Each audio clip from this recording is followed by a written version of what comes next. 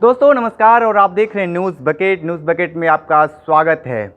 RSS प्रमुख मोहन भागवत का एक बयान आया है इंडिया को लेकर। इंडिया का नाम लेने से लोग कह रहे हैं कि वो परहेज करें और भारत नाम ले। हमारे साथ हैं टीएमसी के नेता हैं और राष्ट्रीय प्रवक्ता हैं ललितेश पति त्रिपाठी जी हैं। ये बताइए जिस तरीके से मोहन भागवत का ये जो बयान है उसको लेकर आप क्या कहेंगे? अब आज मोहन भागवत जी का बयान मैंने सुना और मुझे नहीं समझ में आता है कि इन लोगों को इंडिया शब्द से अब क्या परहेज शुरू हो गया है। इंडिया इस देश का नाम जिस दिन इस देश की स्थापना हुई, भारत का संविधान जब बना, तो उसमें पहले ही अक्षर यह है कि इंडिया विच इज़ भारत, दोनों एक ही चीज़ हैं। हाँ, अगर उसका नाम एक है, अगर वो दोनों चीज़ इस देश के नाम हैं, तो फिर हम लोगों को उन दोनों का प्रयोग करने में परहेज करने के लिए कोई बता नहीं सकता है। जहाँ तक बात रही, मुझे लगता है कि जब से ये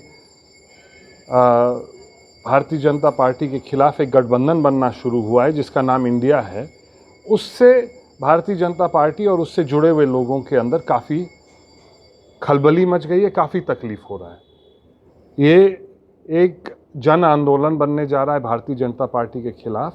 इस चीज़ को मोहन भागवत जी भी पहचान रहे हैं। अंदर की बात ये भी आ रही है कि जिस तरीके से आरएसएस प्रमुख है और तमाम लोग ये भी बता रहे हैं कि धीरे धीरे ग्राफ गिर रहा है, तो कहीं ऐसा नहीं जिसके वजह से ये तमाम तरह के स्टैंड किया जा रहा है कि जिससे कि थोड़ा सा भाजपा का ग्रोथ हो? वो लोग हर एक प्रयास करेंगे अब से लेकर चुनाव तक कि विपक्ष को कमज़ोर कैसे हम लोग दिखाएं। और हकीकत है कि भारतीय जनता पार्टी के पिछले कुछ दिनों से, काफ़ी दिनों से ग्राफ घटते हुए दिख रहा है। कई मुद्दों पे ये सरकार विफल रही है, चाहे वो मणिपुर का मुद्दा हो, चाहे वो महंगाई पे लगाम पाने का मुद्दा हो, और जो देश की आर्थिक स्थिति है, जो देश में एक माहौल रहता था कि अर्थव्यवस्था बढ़ रही है तो एक खुशी का माहौल होता था, वो माहौल नहीं दिख रहा है। और दूसरा जो इनका एक प्रयास रहता है इस देश के लोगों को आपस में लड़ाने का, वो भी अब धीरे धीरे लोगों के सामने उसका सच दिखने लगा है और लोगों को उससे भी तकलीफ है। मोहन भागवत भी सीधे तौर पे बोल चुके हैं और नरेंद्र मोदी भी इंडिया का नाम लेने से अब कतरा रहे हैं। इस पर आप क्या कहेंगे?